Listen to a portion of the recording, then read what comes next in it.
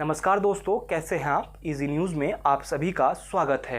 तो आज बात बिहार की हो जाए। तो हम आगे बढ़े, अपने बात को आप तक पहुंचाए, उससे पहले आपसे यही कहना है कि जो भी अब तक इस चैनल को सब्सक्राइब नहीं किए हैं वो इस चैनल को सब्सक्राइब कर ले, क्योंकि वो हमारे लिए एक मोटिवेशन भी होता है और हमारे लिए एक ज़रूरत का हिस्सा भी। तो वो सोचकर ही आप इस चैनल को सब्सक्राइब कर सकते हैं। तो हम आगे बढ़ते हैं, बात बिहार की कर लेते हैं। बिहार इस वक्त अपनी कानून व्यवस्था को लेकर चर्चा में है। घटना बेगूसराय में घटित हुई है, जहां पर एक अपराधी कुछ ही घंटे में कई किलोमीटर का सफ़र तय करता है और वो गोलीबारी करते हुए आगे निकल जाता है, जिसमें कई लोग घायल होते हैं और एक शख्स की मौत हो जाती है। उसके बाद राज्य में बवाल मचता है, विपक्ष एक्टिव होता है और सरकार डिफेंस करने पर सामने आ जाती है। सरकार के प्रवक्ता अपने बयान को सामने रखते हैं, लेकिन विपक्ष जंगल राज का राग शुरू करता है। विपक्ष का कहना यह है कि जब से बीजेपी सरकार से बाहर आई है, बिहार में कानून व्यवस्था ध्वस्त हो गया है।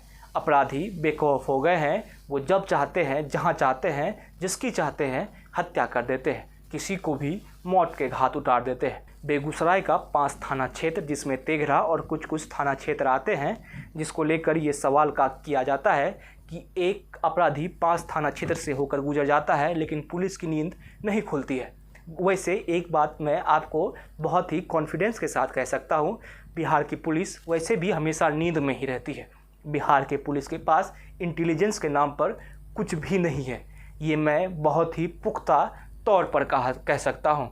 अगर आप इसे टेस्ट करना चाहें तो किसी भी डिस्ट्रिक्ट में जाकर आप इसे टेस्ट कर सकते हैं, यहाँ तक कि बिहार की राजधानी पटना में भी। बिहार पुलिस के पास इंटेलिजेंस नाम की कोई भी चीज़ एग्जिस्ट नहीं करती है, ये तय है। लेकिन बात हम आज पुलिस सिस्टम पर नहीं करते हैं, क्योंकि बिहार का पुलिस सिस्टम इतना पुराना हो चुका है, शायद अफ्रीकी देशों में भी इससे नीचे का पुलिस सिस्टम नहीं होगा। यहाँ पर अपराधी को पकड़ना बेहद ही मुश्किल माना जाता है। वो आप बेगूसराय की घटना में देख ही चुके हैं। सवाल पुलिस पर तो बिल्कुल भी नहीं होगी।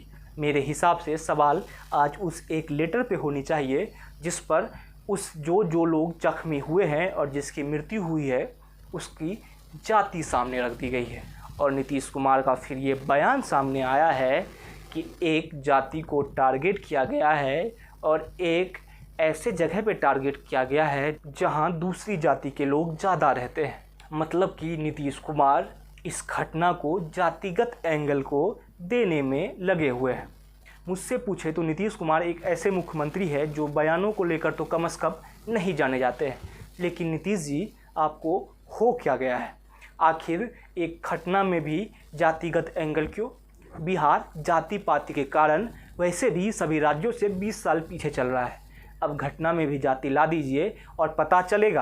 आप 110% श्योर रहिए कि जब अपराधी पकड़े जाएंगे उसकी भी जाति सामने आएगी, उसको लेकर भी चर्चा होगा। और फिर आप देखिएगा कि इस नीतीश कुमार के बयान को लेकर कितनी चर्चा होती है।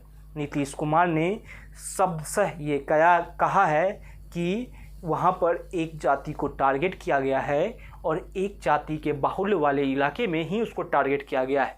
मतलब कि वहाँ पर कुछ और करने का इरादा था। अपराधी क्या करने आते हैं ये नीतीश कुमार बेहतर जानते होंगे। नीतीश कुमार ये कहते हुए पल्ला झाड़ लेते हैं कि मैंने बैठक करके पुलिस अफसरों को ये निर्देश दे दिया है कि वो इस पर कार्रवाई करें। लेकिन कब करें, ये सवाल किससे पूछा जाएगा?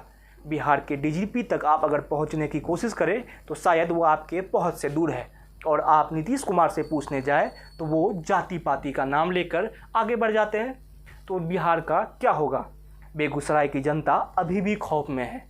जिस तरह से ये घटना घटित हुई है, 2 दिन के बाद भी वहाँ से रोड के किनारे से खोखा मिल जाता है।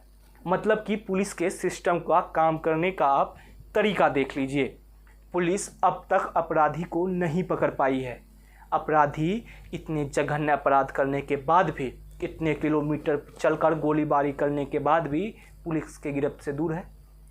पुलिस अब तक ये पता नहीं लगा पाई है कि वो अपराधी कौन है। उसका एक फ़ोटो सीसीटीवी फुटेज के आधार पर जारी कर दिया गया है कि ये अपराधी है और इसके पीछे हम लगे हुए हैं।